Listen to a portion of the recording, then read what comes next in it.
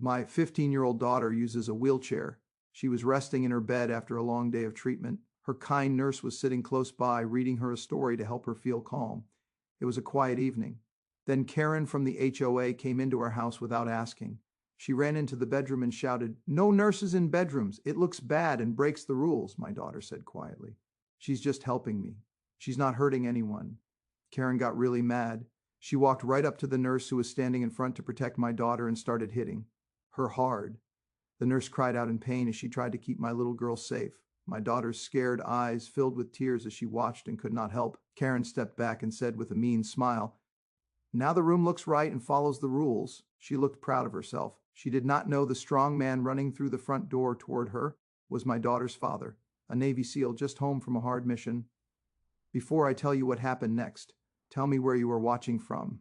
And please hit subscribe for more stories where the good guys always win. The house was quiet in a way that felt earned. It wasn't the ordinary quiet of an empty home or a late night when everyone had gone to sleep. This quiet had weight to it. It carried the exhaustion of a long day, the kind that pressed down on the walls and furniture and made even the air feel tired. It was the silence that came after effort, after pain managed, after tears swallowed, after courage used up one careful moment at a time. Outside, the sun had already slipped away, leaving behind a sky washed in deep blue and gray. The neighborhood looked calm, almost picture perfect, with neatly trimmed lawns and identical houses sitting side by side like they always did. Nothing about the outside of the home suggested struggle. Nothing hinted at the battles fought quietly inside its walls.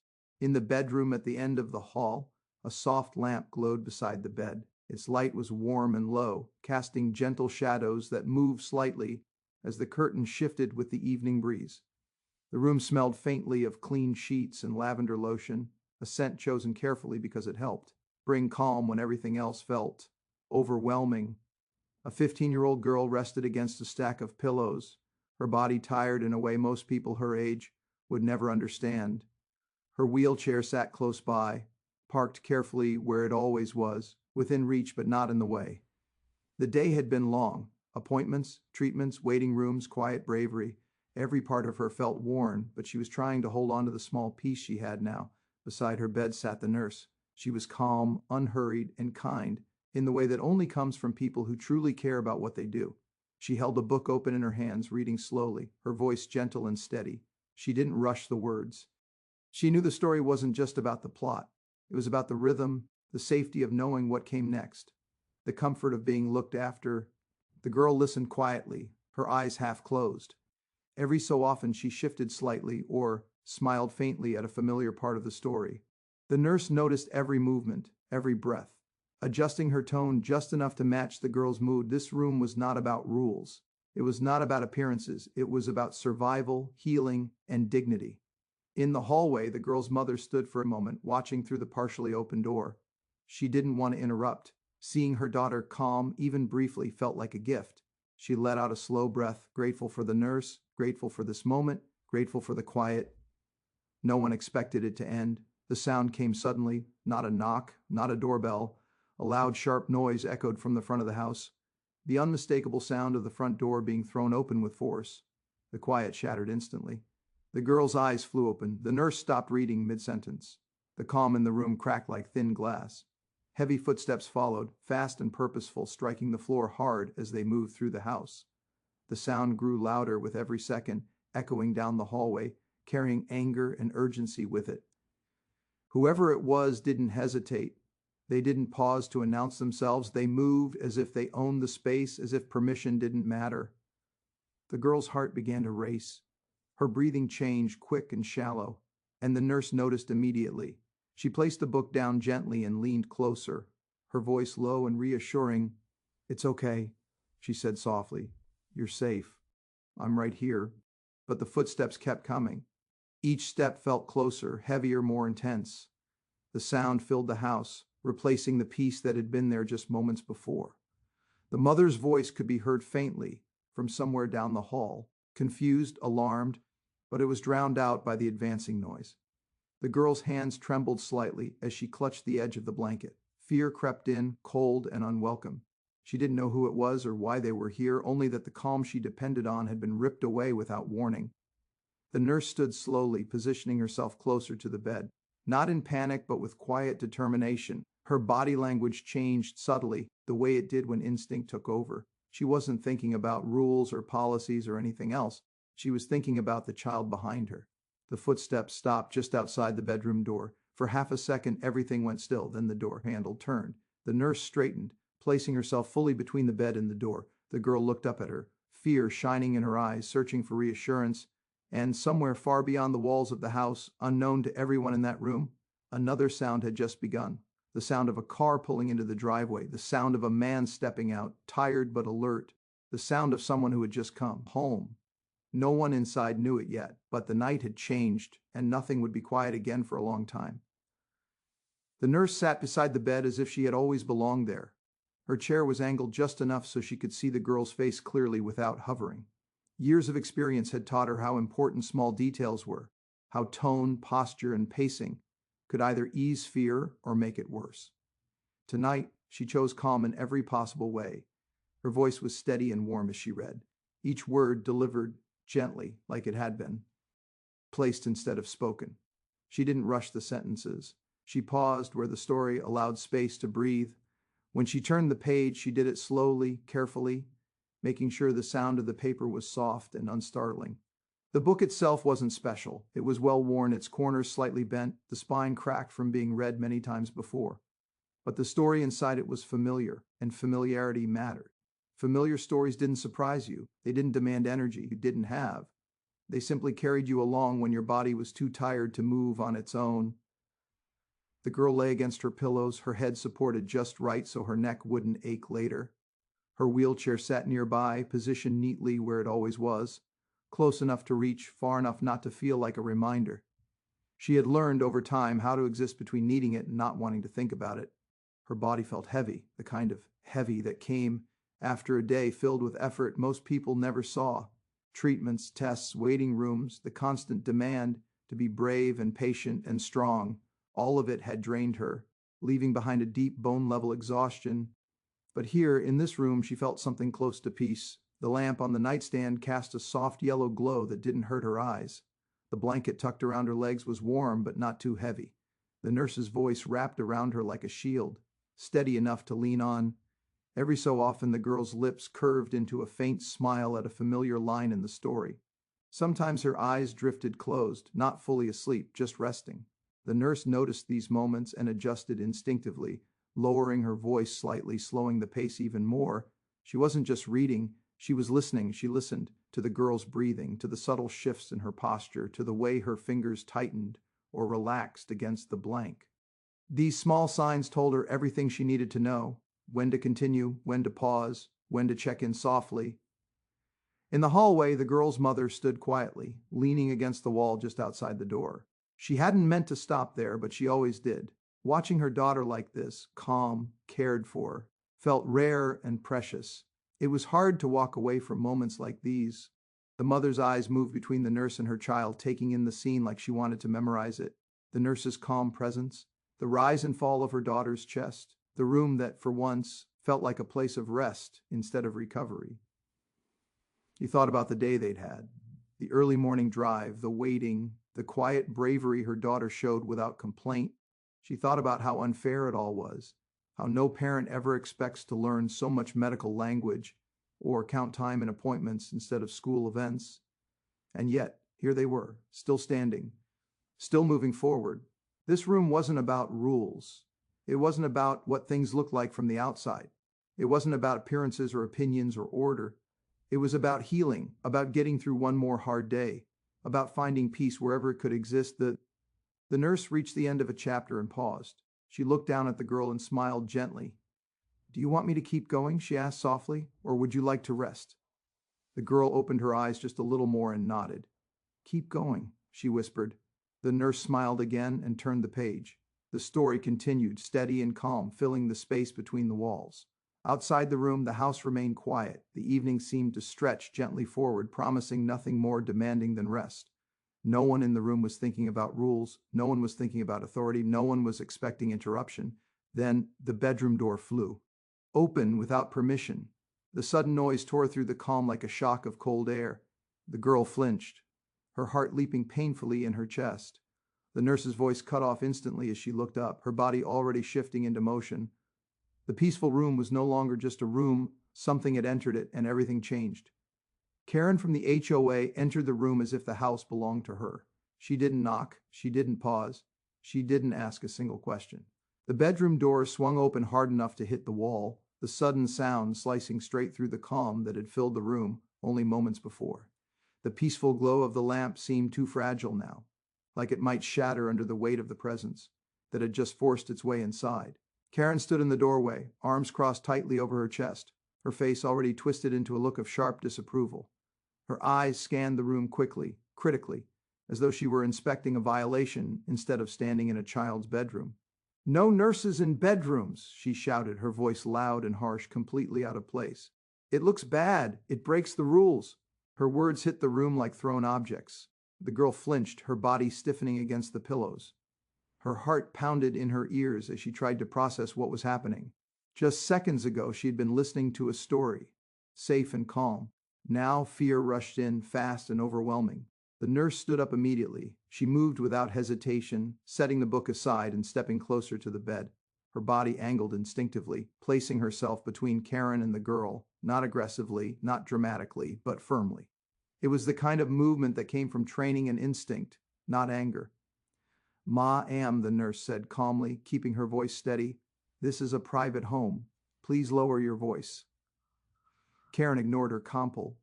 "Telly." She took a step into the room, her shoes clicking sharply against the floor. Her eyes locked onto the nurse now, narrowing with irritation. "I don't care what you call it," Karen snapped. "This is completely inappropriate. Nurses do not belong in bedrooms. It sends the wrong message." The girl swallowed hard. Her chest felt tight, like it was hard to get enough air. She glanced at the nurse's back, then toward Karen's angry face. Fear trembled through her, but something else rose with it. Something fragile but determined. She hated feeling invisible. "She's just helping me," the girl said quietly. Her voice shook, but she forced the words out anyway. Each one felt like it took effort, like lifting something too heavy. "She's not hurting anyone." Karen turned toward her sharply, clearly annoyed that the girl had spoken at all. "Adults are talking," Karen snapped. "You don't understand how these things work."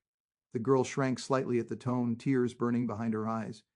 She did understand more than Karen realized, about hospitals, about care, about needing help. She understood exhaustion and fear and how important it was to feel safe in your own home. The nurse shifted her stance just enough to block Karen's direct view of the bed.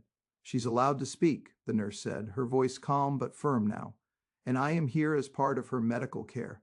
Nothing about this violates any law or rule." Karen's face hardened.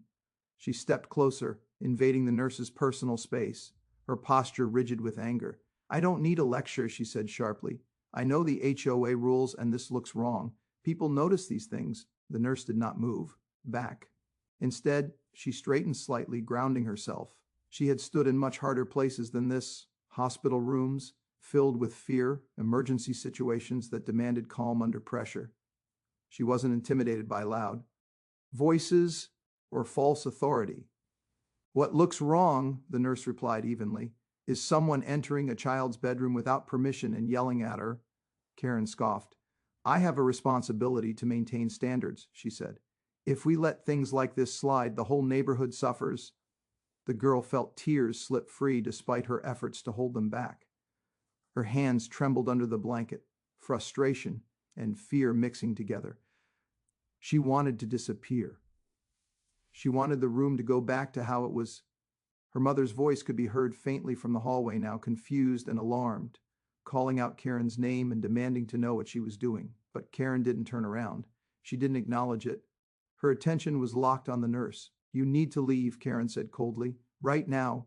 The nurse shook her head slowly. "I'm not leaving her," she said. "She needs care, and I am not abandoning a patient because someone is uncomfortable." For a moment, the room felt unbearably tense. The lamp hummed softly. The girl's breathing grew uneven. Time seemed to stretch thin, fragile. Karen's lips pressed into a tight line. Her eyes flicked past the nurse to the bed, to the wheelchair, to the quiet signs of a life she did not understand and clearly did not want to. "You people always think you're above the rules," Karen said, her voice dripping with disdain. "But I won't allow this." The nurse didn't raise her voice. She didn't argue further. She simply stood her ground, her body a shield, her presence unmovable. The girl looked up at her, fear still there, but also something else, trust. The hallway noise grew louder. Footsteps, voices, someone approaching quickly. Karen clenched her jaw, clearly furious that she was no longer in full control of the situation. "This isn't over," she said sharply. But the room had already changed. Karen had broken the silence. And what followed would not go the way she expected. The room felt smaller all at once. Not because the walls had moved, but because the air had changed. Tight, heavy, charged with something dangerous and unpredictable. The soft glow of the lamp no longer felt comforting. It felt fragile, like it could go out at any moment. Karen stood only a few steps away now, her anger no longer contained by sharp words alone. Her breathing was loud, uneven, as if the rules she clung to so fiercely had taken on a life of their own, pushing her forward. The nurse sensed it before it happened. Years of experience had trained her to recognize the moment when a situation tipped from hostile to unsafe. Her shoulders squared instinctively. Her feet planted firmly on the floor. She didn't think about herself, not even for a second. She thought about the girl behind her. Karen moved suddenly, her arm jerking forward in a burst of rage that had nothing to do with order or appearances anymore. The nurse reacted instantly, stepping closer to the bed, turning her body sideways to block access, lifting her arms defensively. "Stop," the nurse said firmly, her voice raised just enough to cut through the chaos. "You need to stop right now." But Karen wasn't listening. The nurse cried out as she absorbed the impact, not fighting back, not striking out, only protecting. She stayed where she was, refusing to step aside, refusing to leave the space between Karen and the child unguarded. Her heart raced, but her resolve did not break. Behind her, the girl gasped. The sound caught in her throat as fear flooded her all at once. Her body froze, muscles locked tight, as if fear itself had pressed a pause button. Her hands clenched the blanket desperately, her knuckles turning white as tears rushed to her eyes. She wanted to scream, she wanted to move, she wanted to do something, anything. But she couldn't. Her wheelchair sat uselessly beside the bed, too far, unreachable. Her legs wouldn't respond even if she tried. All she could do was watch, helpless, as the person who had been keeping her safe took the full weight of Karen's fury. "No," the girl whispered, her voice barely audible. "Please, stop." The nurse heard her. That alone was enough to keep her standing. "I'm okay," the nurse said quickly, even as pain flared. She didn't turn around, didn't move away. "You're safe. I've got you." Those words mattered more than anything else in that moment. Karen finally stepped back, her breathing harsh and fast, as if she had just run a long distance instead of crossed a line she could never uncross. The room fell into a stunned, ringing silence, broken only by the girl's uneven breathing and the soft hum of the lamp. For a moment, no one moved. Then Karen did something that chilled the room even more. She straightened her jacket slowly, deliberately, smoothing it down as though she were restoring order, not realizing how broken everything now was. Her face twisted into a tight, self-satisfied smile, cold and proud. "There," she said, her voice strangely calm. "Now the room looks right." The words hit the girl harder than anything else. Looks right. As if fear didn't matter. As if pain didn't matter. As if people didn't matter. "The rules are followed," Karen continued, lifting her chin. "That's what matters." Tears spilled freely down the girl's cheeks now. She didn't try to hide them. There was no strength left for that. Her chest ached with fear and confusion and a deep, painful sense of being powerless in her own home. The nurse stayed exactly where she was, even as her body trembled.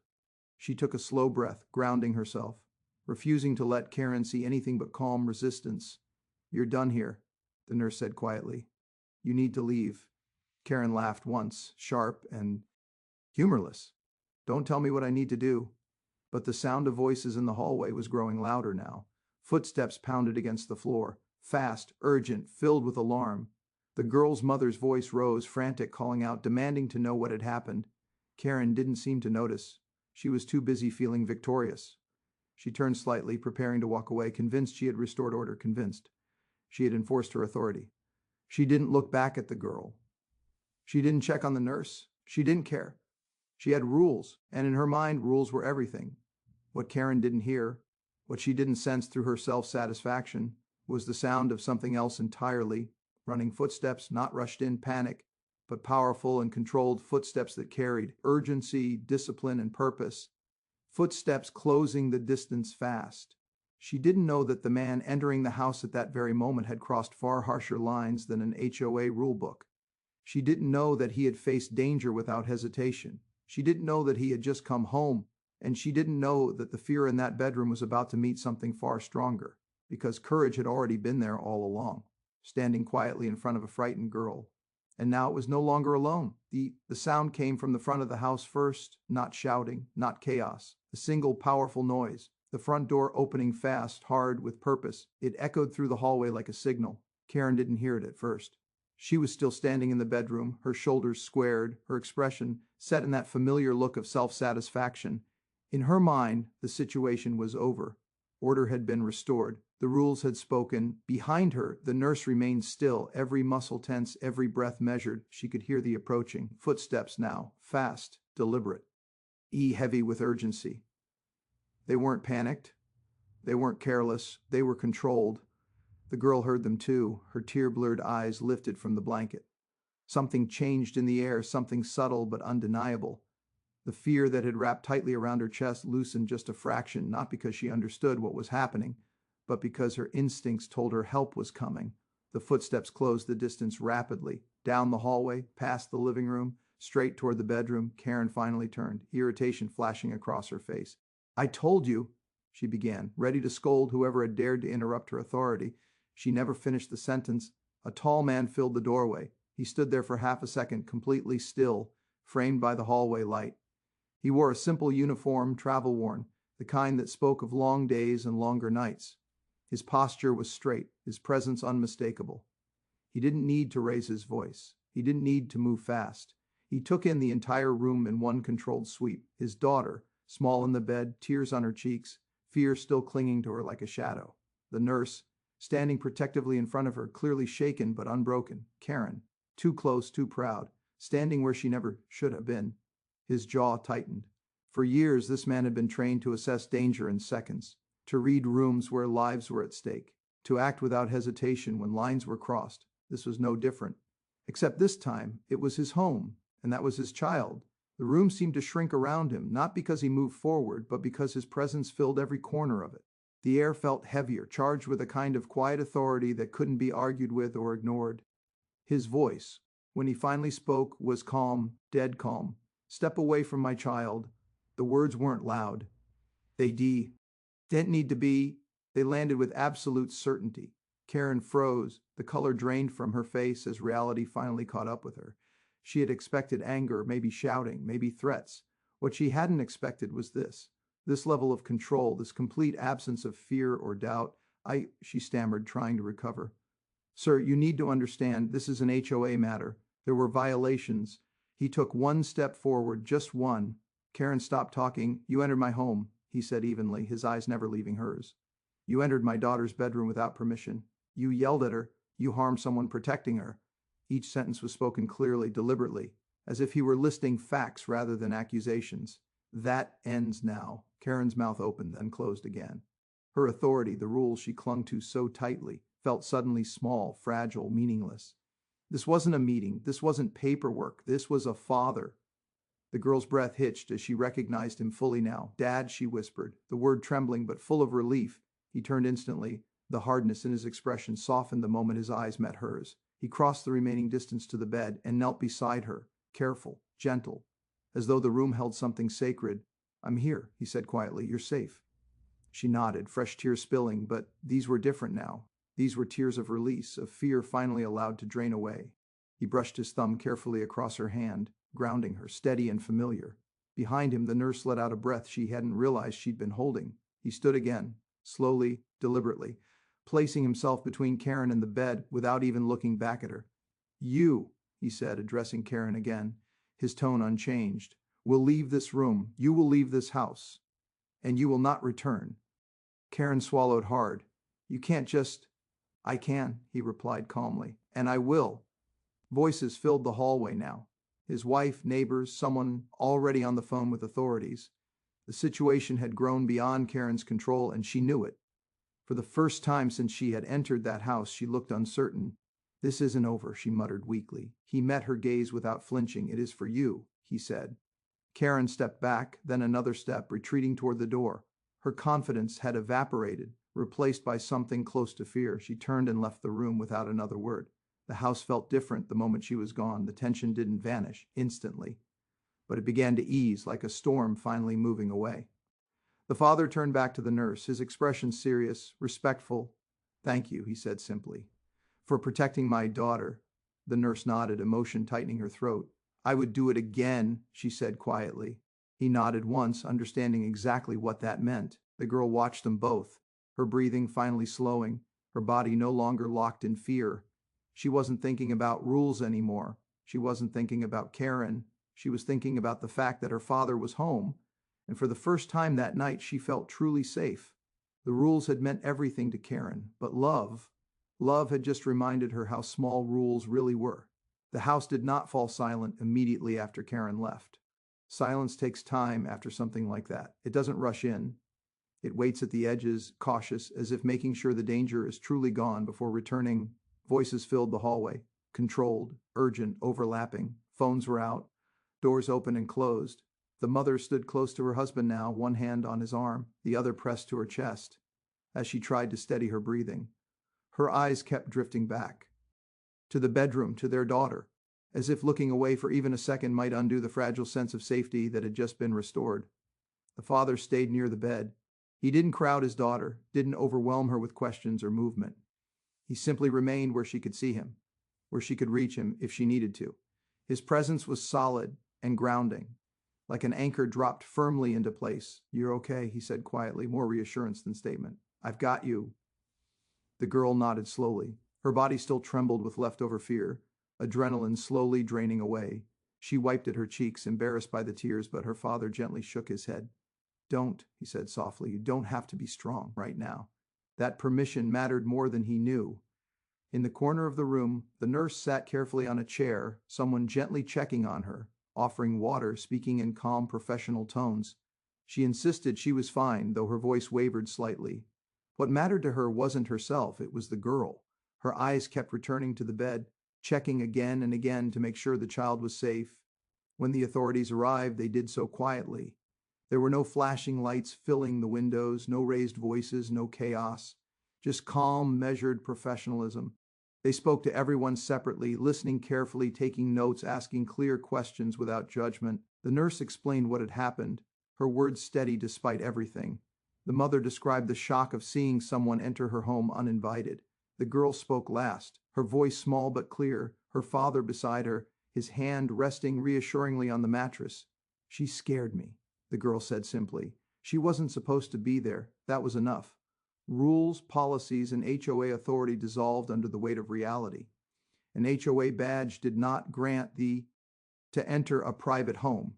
It did not excuse intimidation. It did not erase fear caused to a child, nor harm done to someone providing medical care. Karen's version of events unraveled quickly. She was no longer confident, no longer proud. Her words came out defensive, scattered, stripped of the authority she believed she carried. The rulebook she relied on so heavily suddenly meant very little when placed next to facts, laws, and basic human decency. By the time it was over, there was no confusion left. Karen was escorted away, her complaints fading into the night, unheard and irrelevant. Consequences followed, real ones, documented ones. Not dramatic, not loud, but firm and final. Justice does not always roar. Sometimes it simply stands. Inside the house, the atmosphere shifted again. The tension loosened its grip slowly, like fingers finally unclenching after holding on too long. The nurse was treated with care and respect, her courage acknowledged quietly, sincerely. She brushed off praise, insisting she had only done what anyone should do. But everyone in that room knew the truth. Not everyone would have stood their ground. Not everyone would have stayed. She had. Later, when the house was finally calm again, the father sat on the edge of the bed, careful not to disturb his daughter as she rested against her pillows. Her eyes were heavy now, exhaustion finally overtaking fear. "Dad," she murmured, "I'm here. Is she gone?" "Yes," he answered without hesitation. "She's gone. She can't hurt you." The girl nodded, relief softening her expression. She reached for his hand, and he took it immediately, holding on like it was the most important mission he'd ever been given. In many ways it was. The mother stood nearby, watching them, her heart full and aching at the same time. She thought about how close the night had come to leaving deeper scars. She thought about how fragile safety could be, and how fiercely it must be protected. Eventually, the lights were dimmed again. The nurse prepared to leave for the evening, promising she would return, her smile gentle and reassuring. Before she went, the girl whispered a quiet thank you, and the nurse squeezed her hand softly. "Sleep," she said. "You did very well tonight." When the door finally closed and the house settled, the silence returned. But this time it was different. It wasn't heavy. It wasn't fragile. It was safe. The father remained seated for a long while, listening to his daughter's breathing even out, watching the rise and fall of her chest until sleep fully claimed her. Only then did he allow himself to breathe deeply, the weight of the night settling into his bones. He had faced many dangers in his life. He had seen many kinds of conflict, but nothing compared to standing between fear and his child. Rules had tried to win that night. Authority had tried to dominate. They failed because compassion stood its ground, because courage refused to move, because love did not back down. And somewhere far from that quiet house, Karen learned a lesson she would never forget. You do not bring cruelty into a home protected by love.